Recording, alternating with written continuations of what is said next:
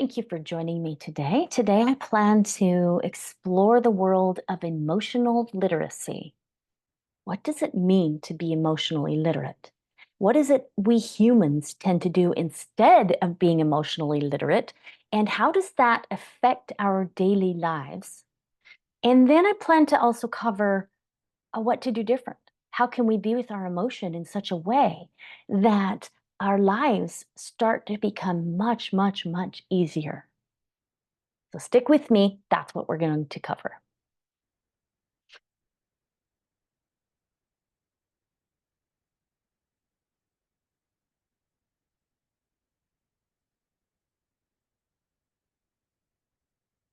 First, let's talk about what is emotion. Emotion is just energy in motion, energy that is produced within the body that is trying to move through the body and be released from the body. So, what happens when we decide we're not going to face that emotion or allow that flow to happen? Well, what happens oftentimes is it gets dammed up. The energy that was meant to move through your body now gets stopped. The flow of that stops in your body. What happens when you stop the flow of energy? It can become stagnant. It can create kind of what I call like a vortexes of energy that kind of just swirls and creates problems. It can also create. Now, what happens when we do this? And what happens when we do this is we oftentimes will create sickness, disease, discomfort in the body. I like to use the analogy of like a flowing river or a stream. What happens when you block it, right? You're going to have a dam, you're going to dam up the water. It could flood the banks. It could also create pools of water, standing water that stagnate and turn into swamps. Now, this might be great for the environment, for Earth, but for our bodies, we don't want that stagnant energy to be in our bodies. Our bodies are meant to have flowing energy. So when we stop the flow of the emotion, that is energy in motion, we stop the flow of a handful of things, okay? One, we stop the flow of that energy, which creates physical health problems. Two, we stop the flow of all the other emotion. So oftentimes so all emotion is flowing through the same body, whether that is something you judge as positive or something you judge as negative. If it's an uncomfortable emotion and you're going, oh, I can't feel anger, I can't feel anger, I can't feel anger. Well, guess what? You're stopping the flow of your happiness and your joy as well. All emotion, whether you deem it as positive or negative, are flowing through your body, and it's meant to flow. And so when we stop that energy flow, we stop our ability to be joyful and happy and healthy and alive. And we oftentimes create sicknesses, diseases, and discomfort in the body.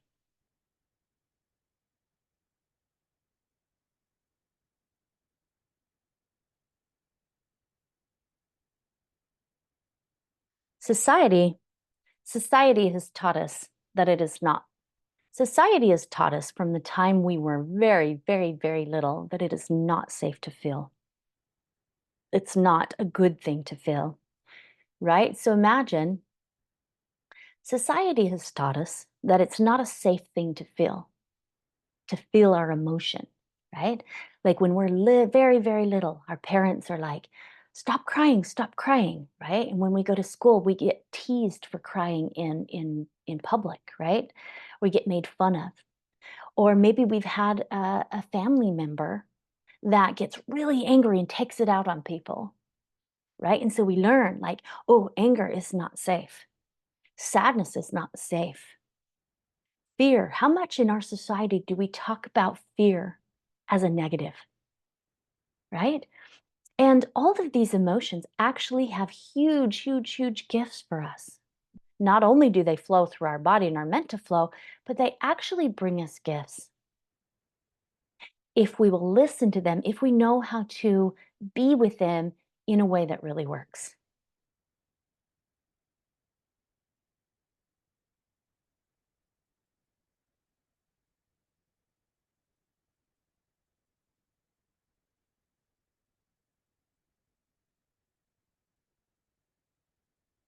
People often underestimate the value and importance.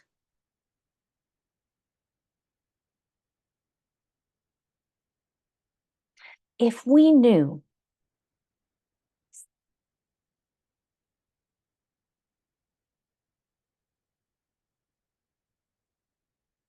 I've coached many, many, many people in their relationships.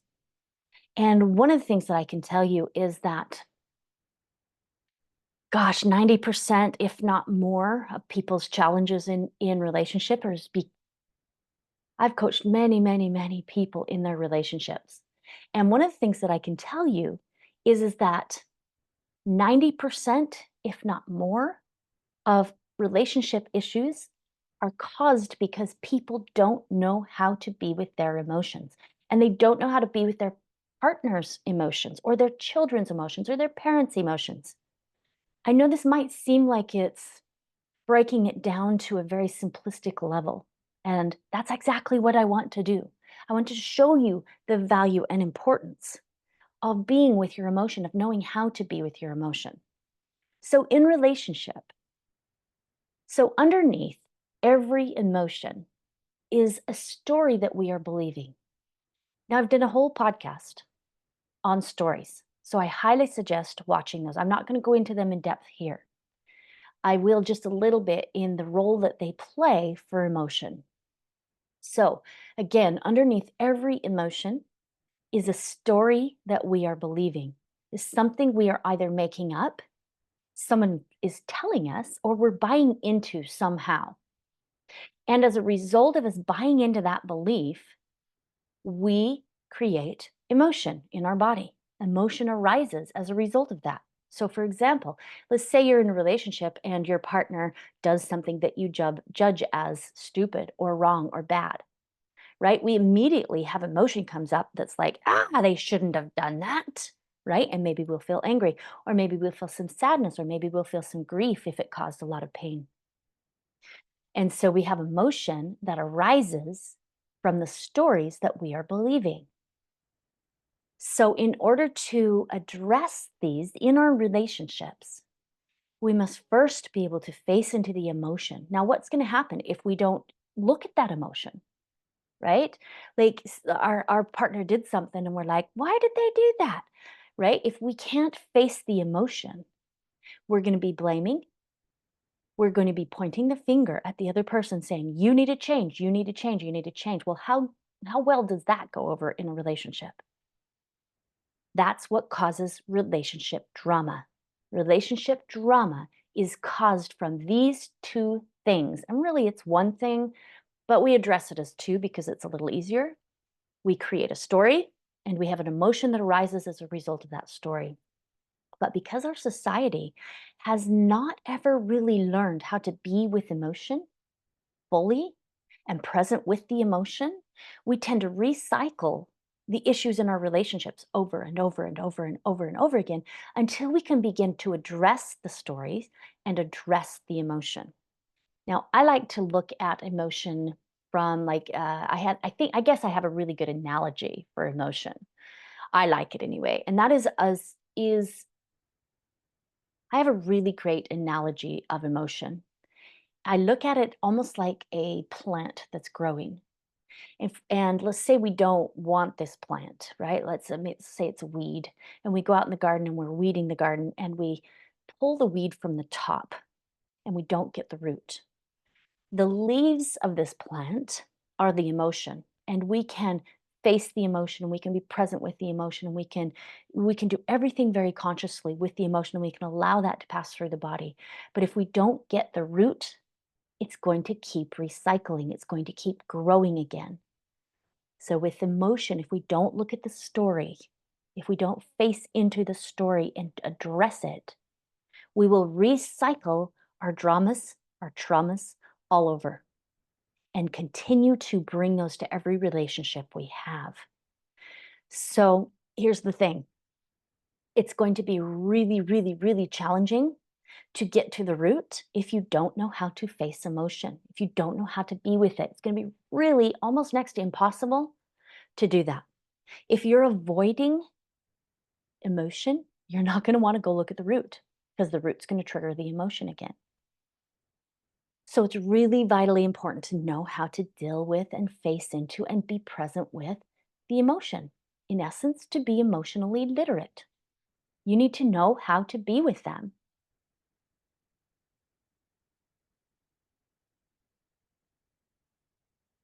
Now, here's something I see oftentimes in relationship. Now, here's something I've seen occasionally in my relationship work with people is some people will be like, I don't want relationship drama. And so, in order to eliminate relationship drama, they try to avoid emotion. They try to go, nope, I'm not going to look at, I don't want to hear about your anger. I don't want to hear about your sadness because that's drama. And people will put emotion in the category as drama. If someone has emotion, then that's considered drama. That is not drama. It's what we do with the emotion that creates the drama. It's if we avoid the emotion and then ultimately have a blow up over it, or if we are withholding things from our partner, that can create drama. And when we withhold emotion from ourselves, we're going to be withholding it from our partners, I promise. So actually, emotion is not drama. It's what we do with it or what we don't do with it that can create drama. So if we are conscious with our emotion, we end up not creating the drama. If we are unconsciously trying to deal with it, then we oftentimes create the drama. Okay, so a little clarification there. Some people have,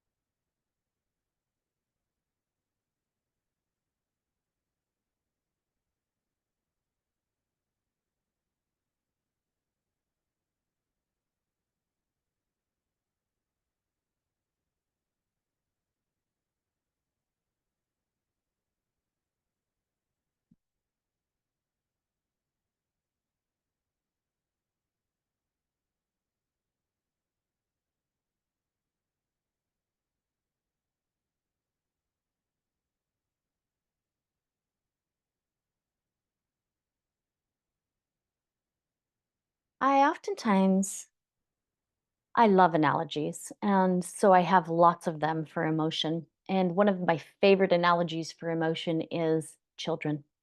Children are amazing teachers. They can be amazing teachers if we learn from them.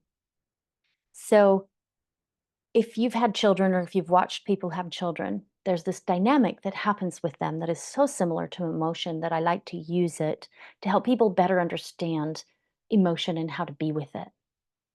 So, if you have this little child and they come running up to you and they go, Mama, Mama, Mama, or Daddy, Daddy, Daddy, right? I need something. And what if you were to go use your pattern of avoiding emotion with your child and you go away. I don't want to have anything to do with you. What's that child going to do? They're going to be freaking out. They're going to be like, what? Mom, I need it, blah, blah, blah. They're going to get bigger. Okay. And they might even throw themselves on the floor and have a massive old fit.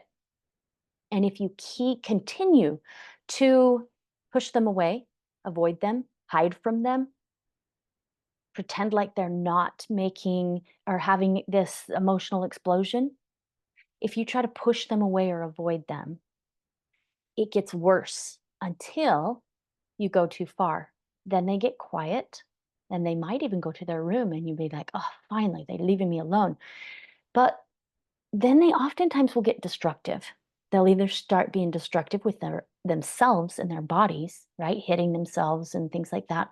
Or they might get destructive with their room or toys. They're going to get destructive. Our emotions are very similar. If we push them away, if we avoid them, if we try to pretend like they don't exist, then they tend to get louder at first to try to get our attention. Because remember, our emotions are meant to move and flow through. They also carry gifts. They carry gifts with us to bring us. And if we're not listening to them, of course, we're not going to get the gift of the emotion. But they will get worse and bigger and bigger. And then they will get quiet. And we will think, yes, I've conquered my anger. Yes, I've conquered my fear. Well, grief, I don't feel grief. And we will think that we have conquered this beast. What's really going on is it's creating destruction within our bodies. Remember that stagnant water, stagnant emotion is the same. It will start to create messes, create something different than what is actually healthy for our bodies. And we will end up with sicknesses and diseases and such. It's very important to allow this energy to flow through the body.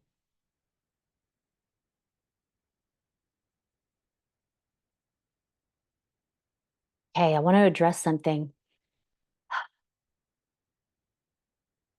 I also want to address something I hear a lot, and I've used this term a lot myself, and I'm beginning to shift my verbiage around it because I think there's some massive misunderstandings with our ability to be with emotion. I'm sure you've heard, or I imagine you've heard, you've got to feel your emotion. You've got to feel your emotion. I know I have. I've heard this many times. I was taught this way. This is the verbiage that's been used. You've got to feel your emotion. And while this is kind of true, we do need to feel the emotion to allow it to pass through the body. We don't want to avoid it. Sometimes we can get lost in that emotion by feeling it. Okay. There are two ways that we unconsciously tend to process emotion. And we'll be dominant in one of them, sort of like right-handed, left-handed, okay? We're going to be dominant in one of these ways, but oftentimes I've seen people use both. So the two ways are one, avoiding, running, hiding, pretending, some form of avoiding emotion. And then the other way is what I call like a drowning in the emotion. We lose ourselves in the emotion. Right? I'm sure you've seen people who are just like crying and crying and crying and crying and crying and crying and crying and crying and crying and they can't stop. That's what I'm talking about. Or someone who's so angry they just and they lose themselves in the emotion. Okay? So we're going to be dominant in one. And I invite you to take a look while I'm talking and see like which one am I most dominant in? What's my favorite unconscious way of dealing with my emotion? Do I hide from it? Avoid it? Or do I drown in it?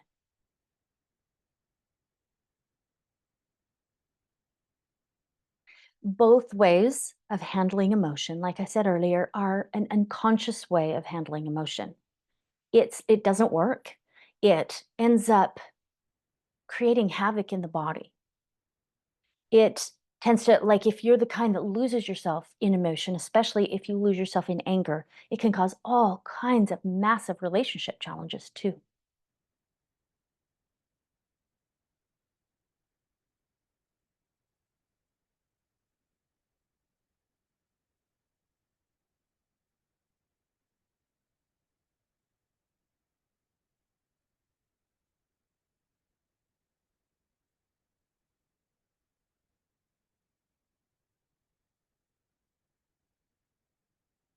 Both ways, we leave ourselves. We leave ourself when we are avoiding emotion, and we leave ourself when we are drowning in emotion. Both ways are unconscious ways of dealing with emotion.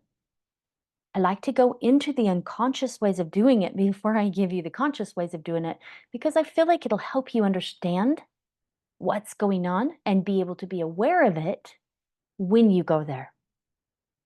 So now the solution is the same for both. The solution is the same for both. Now, instead of feeling my emotion, here's the clarification that I offer: presence with emotion. Okay, because it's so easy to get lost in emotion when we're trying to feel it. It's like, okay, I've been avoiding emotion my entire life. Now I'm going to start feeling that emotion. Okay. And let's say it's a sadness that's in your body, and you're going, okay, I'm going to feel this. I'm going to feel this. And you can sometimes flip sides going from avoiding to drowning in the emotion. And both, again, like I said before, are unconscious ways of being with your emotion, and neither of them work. Neither of them are actually accomplishing your goal. So the solution is the same for both, and that is presence. It's your presence with emotion that will radically transform this entire process of being with your emotion. So it's your presence. That's the new verbiage, presence. Okay, so what does it mean to be present with our emotion? What does that even look like? Okay, so feeling an emotion, we can actually like feel the heaviness in our chest if we're sad, or feel the tightness in our body if we're angry. That's a feeling of emotion, which is great. The presence of emotion is more of an observance of it. It's kind of like you're right here and you're looking down at it and you're being with it, but you're not becoming it. So oftentimes when we're trying to feel the emotion, it's like we're becoming the emotion, and we're not emotion. That's not who we are. We're so much more than emotion. It's an aspect, it's an energy that's running through our bodies, but it's not who we are. And so when we lose ourselves, we're actually becoming the emotion. So the presence and the observation of it, it's like an observing of what's going on. So let's say again, like maybe we're feeling all of this sadness and this heaviness in our chest. Well, we can watch and observe that heaviness and we're like, yep, I feel that heaviness. Can you see it? Yep, we're observing, and we stay in that observing, we stay in that, and we stay in that watcher position. And when we stay in that watcher position, that is a very powerful, powerful place to be. That's when we bring our full selves to the equation. That's when we bring our full presence to the equation. And the truth of our beings, the truth of who we are, being so much greater than our little human brains could ever possibly understand or know, we're bringing that aspect of ourselves to the equation. When we do that, that's what transforms. That's what transforms everything that we do, is our presence.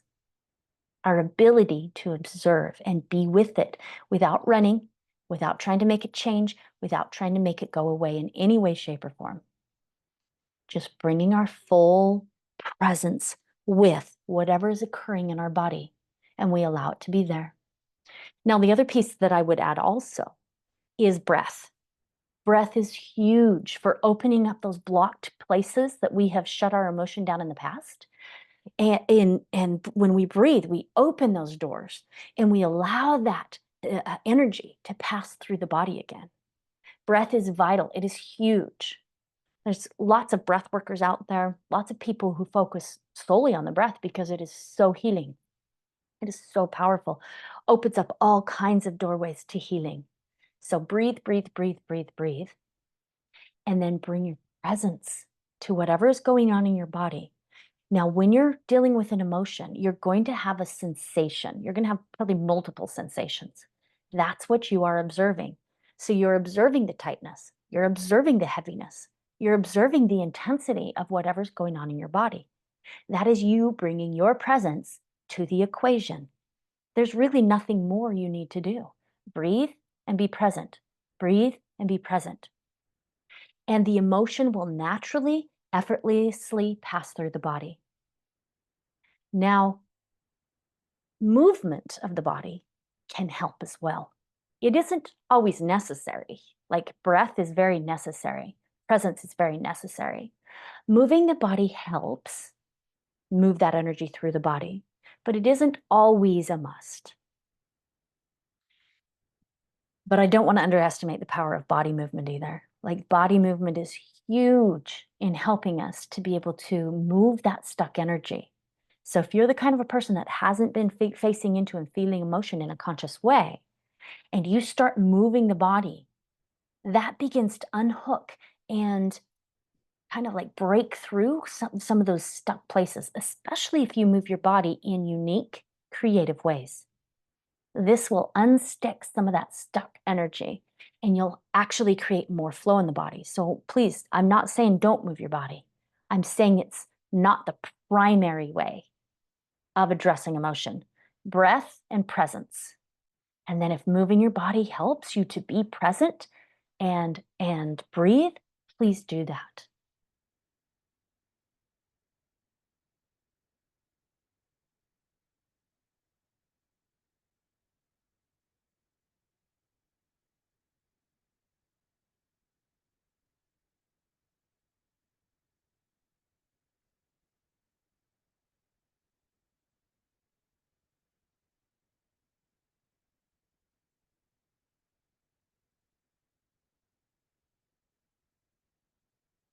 When we are avoiding emotion, when we are not present with emotion and we're not addressing the emotion as it rises, there's some patterns that we take on with this. When we are avoiding emotion or not being present with ourselves while we're in emotion, there's some things that can be created that are very detrimental to us. And we've talked briefly about when we are when we are avoiding emotion or not being present with ourselves while we're feeling and being with the emotion, there's some things that can be created that are really detrimental to our lives. One of which is our health. Another is our relationships, right? We've talked about them. And another is addiction. Addiction is a big one. When people begin to start,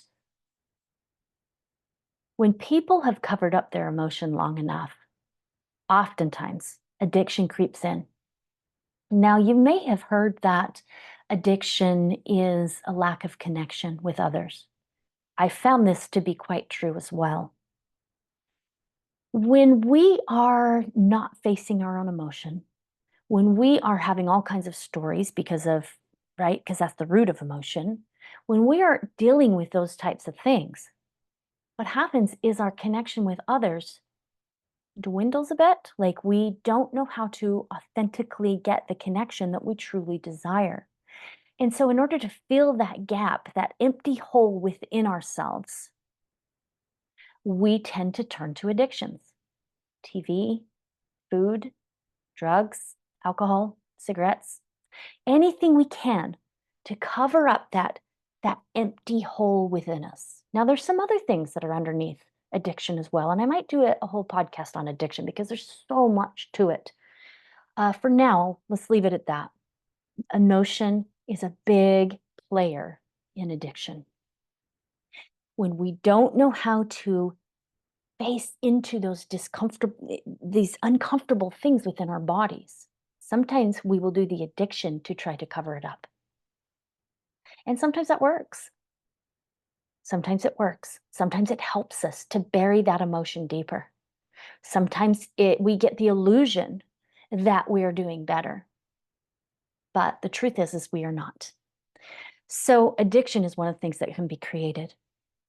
Another thing that can be created is depression and anxiety. I want to talk about those for a minute because they do play such a massive role in our society. So depression oftentimes is created because we are suppressing emotion. Now, this isn't always. Yes, I get that there are other things that play a role. Hormones play a role. Um, neural.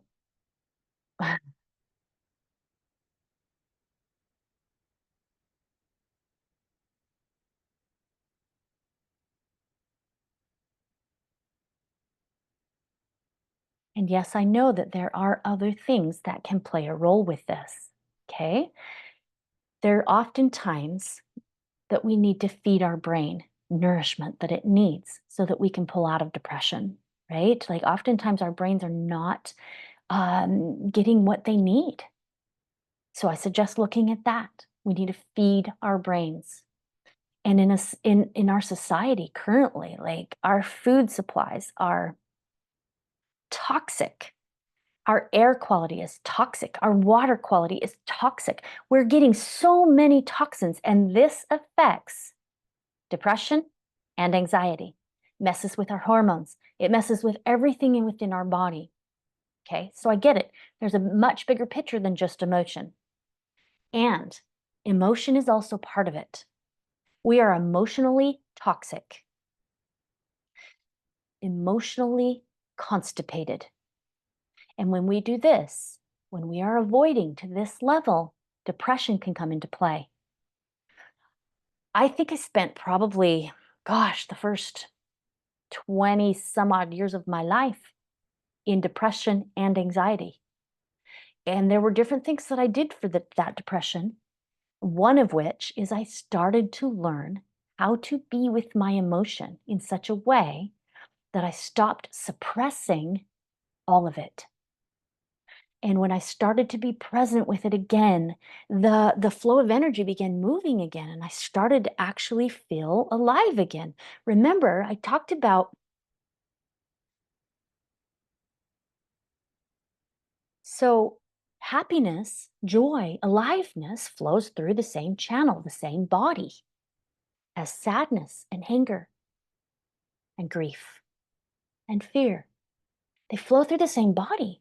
So again, when we shut down one, we shut down them all. And this is what I did for years and years and years and years before I learned this piece is I shut down my emotion and I was very depressed. I wanted to die. I did not want to be on this planet. Yes, I had massive stories going on too.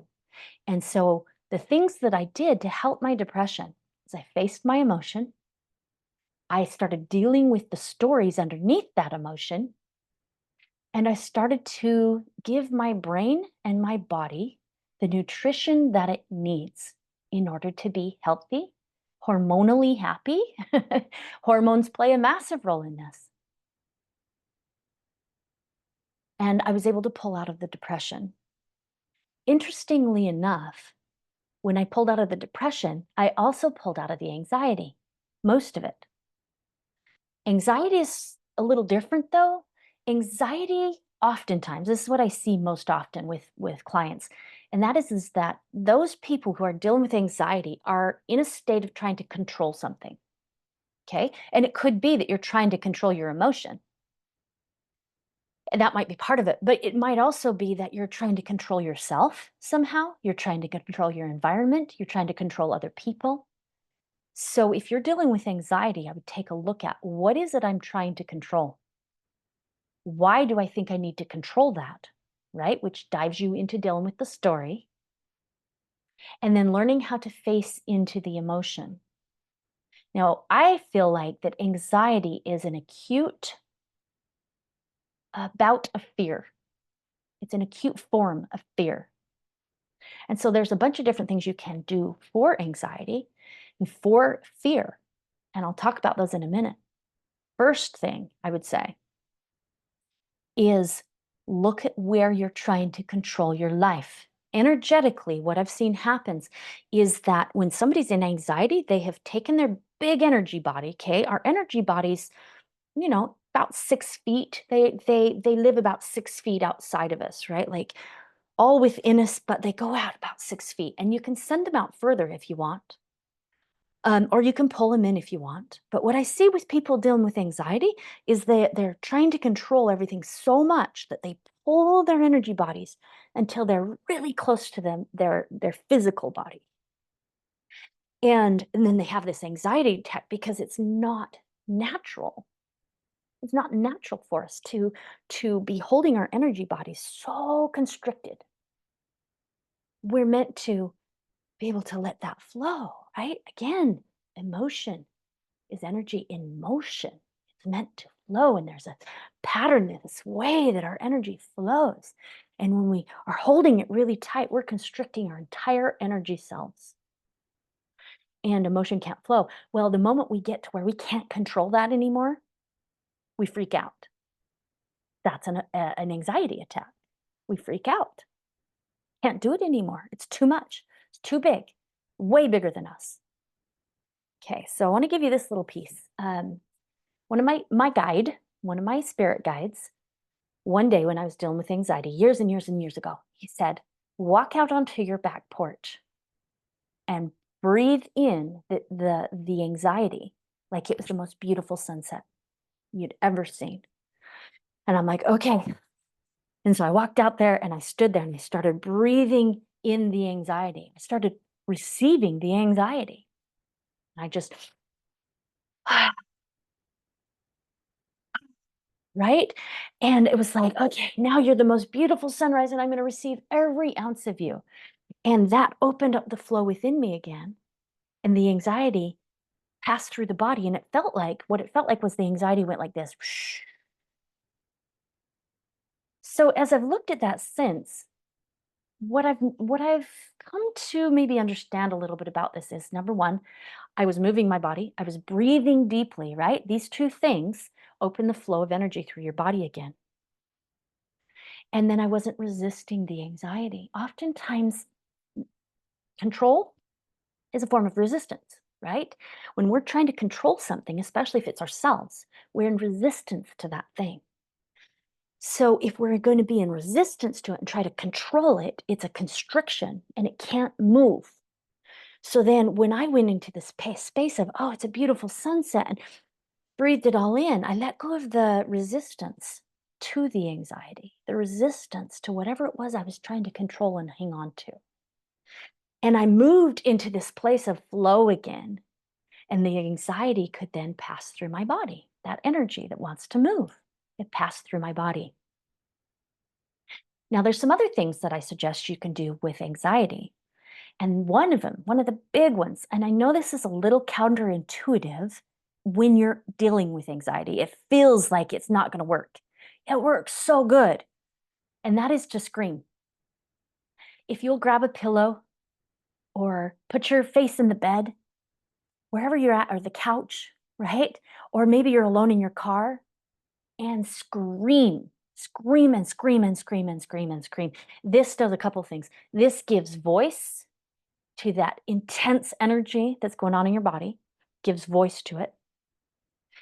And it also begins moving everything. It does kind of the opposite. So if you imagine like the control, the constriction we talked about with anxiety, now we're going the other way with it and we're going, and we're literally blowing that energy out big again.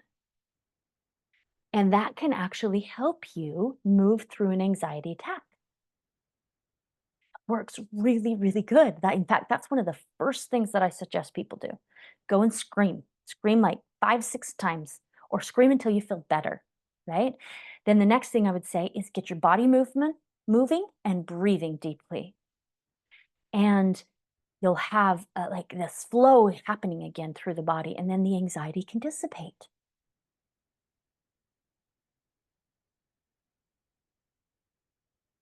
The next thing I would want to,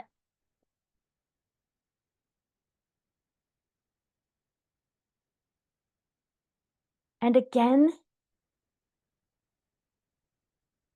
and again, I invite you to take a look at, what are you eating? What are you breathing in? Do you have a lot of toxicity in your life? This is going to create a lot of havoc in your body too. And it's going to make dealing with emotion much, much more challenging. So my suggestion is to detox, to start eating clean, organic, preferably farm-raised organic foods. Grow your own if you can. And give your brain and your body the supplements that they need. We do not have the nourishment in our food that we used to hundreds of years ago. We just don't. And so sometimes the supplements, the minerals, all the herbal stuff we really feed our body with, that makes a huge difference. A huge difference. That helped me so much when I was dealing with depression and anxiety. So that, along with knowing how to be with your emotions, can make a huge, huge, huge difference. Okay, the last thing I want to talk about here. So now I want to talk about expressing emotion.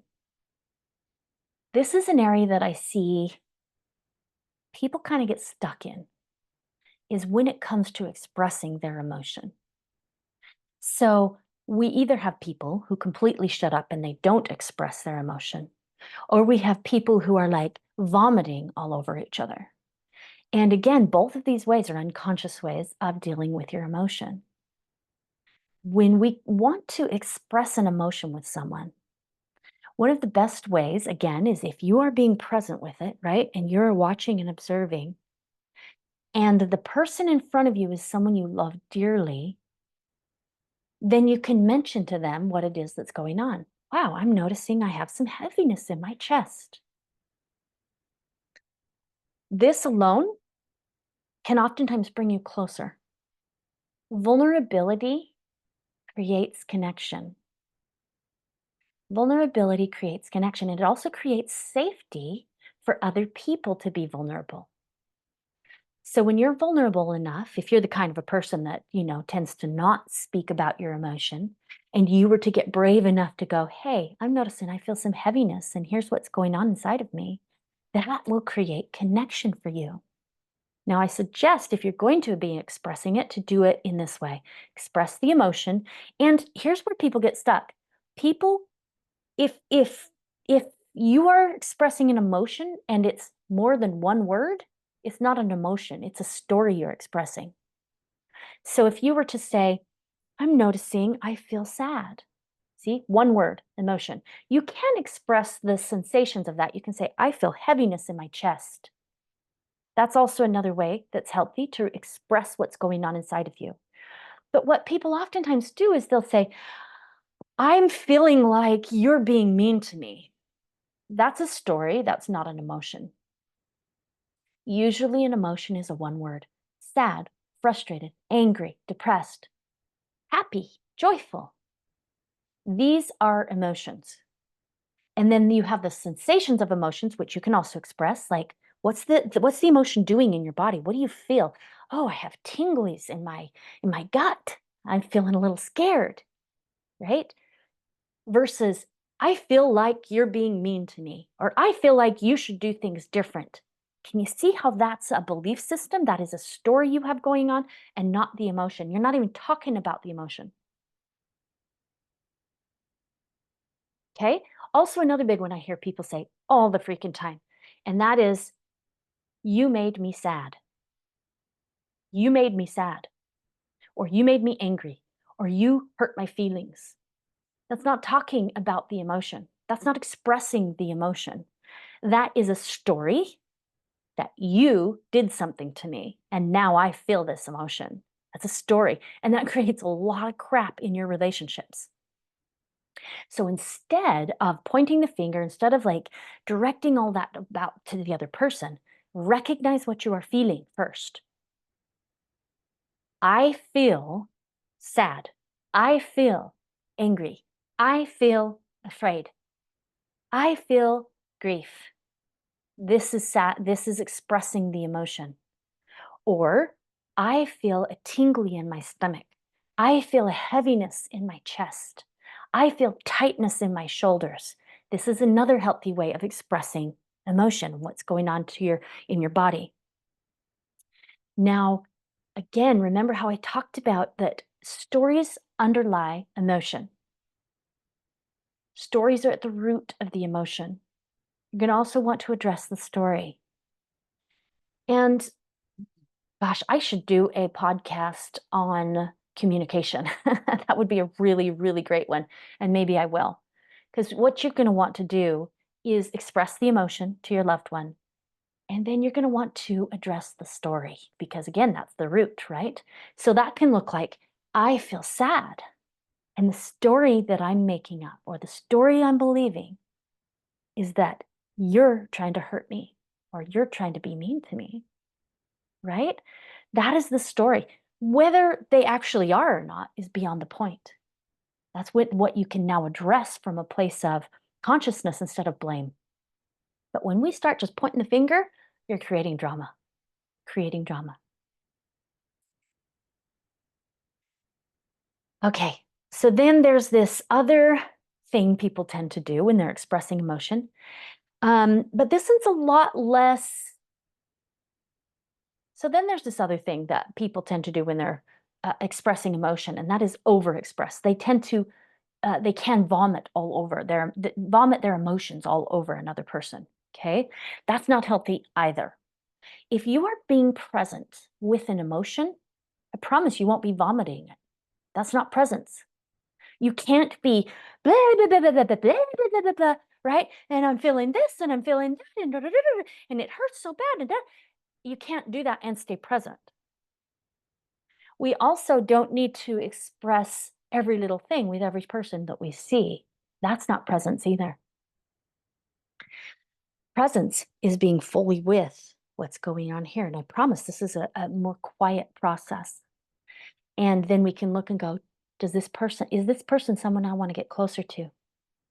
And if so, then okay, then I'll express with this person. That's a completely different thing than vomiting all over the person.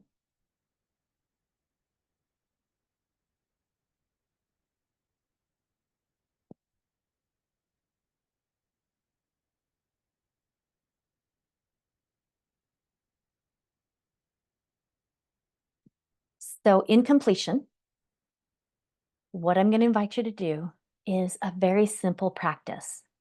And this will help you to train yourself to become emotionally literate. And that is to close your eyes every day. Do this as many times a day as you can get yourself to do it. If it's once, yay. If you can fit in more, even better. Close your eyes. Begin scanning your body with your attention. And what you're looking for is sensation. You find all the sensation that you can, and you be present with that sensation. So if you close your eyes and you're feeling a heaviness in your chest, be present and breathe with that sensation that's in your chest. Or if you find tinglies in your stomach, then you be present with the tinglies and you observe it and you watch it and you allow it to be exactly as it is. We don't want to be present with emotion to change it. It will change on its own, but we don't want to be present with it to make it change. It's less likely to change if we are trying to make it change, because then we are not present. We are not present when we're trying to make something happen. Presence is just a beingness. We are just present with what's going on in our bodies, and that allows the energy to start to transform on its own. Presence is a very high frequency, very high frequency. And that frequency invites all the other frequencies that's in your body to rise and match. And all you need to do is bring that presence to the situation, to your body, to what's going on. This goes for any experience in our life. Presence is a high frequency, and when we bring presence, especially if it's a loving presence, to whatever's going on, it's an invitation for that to rise and match. Rise and match. There's a law of the universe, it's the law of resonance, states that only energy of similar frequency can reside in the same place at the same time. Therefore, if you bring a high frequency such as your loving presence to the situation, it is the alchemist. It is, as far as I'm concerned, the ultimate alchemist. Your presence changes everything. We don't actually do the work. Our presence does. So, in your daily practice, when you close your eyes and you're observing what's going on in your body, you're not trying to make these things go away. You're not trying to change them. All you're doing is bringing more and more and more presence to your body, to the sensations in your body, and this will begin to flow the energy. And when you practice this every day, whether you're feeling a lot of emotion or not, what's going to happen is that's going to make it easier when you're dealing with big emotion to be able to stay present with it.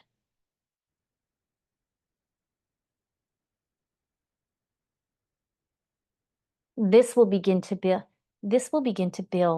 the muscle, right? Like we can't expect ourselves to go and lift 500 pounds if we've never even lifted 100.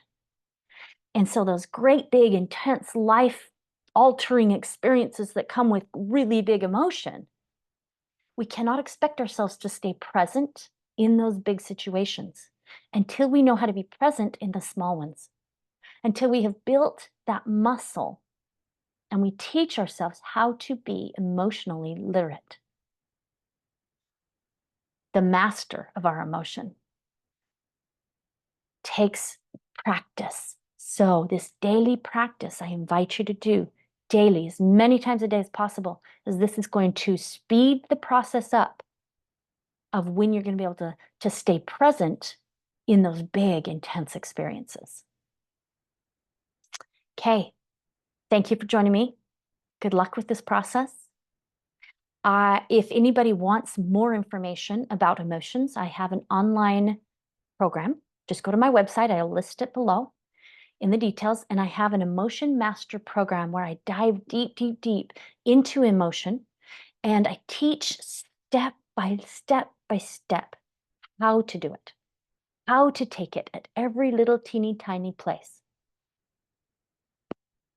And this can help to integrate this piece into your life. So if anybody's interested, I have a really great program. I call it the Emotion Master Training. And it's on my website. I will post that down below. You can go and look that up. And in this program, this is an online program, there's more than 30 videos, I think, as well as practice sheets and audio programs and the daily practice. There's a bunch of really great information on there. And I take you and I train you step by step by step how to be with your emotion, how to become emotionally literate so that you can open that flow in your bodies again and feel alive again and start really enjoying your relationships again and knowing how to do that and what it actually takes to do that. So if that interests you, again, I'll put the link in the information below. And thank you again for joining me.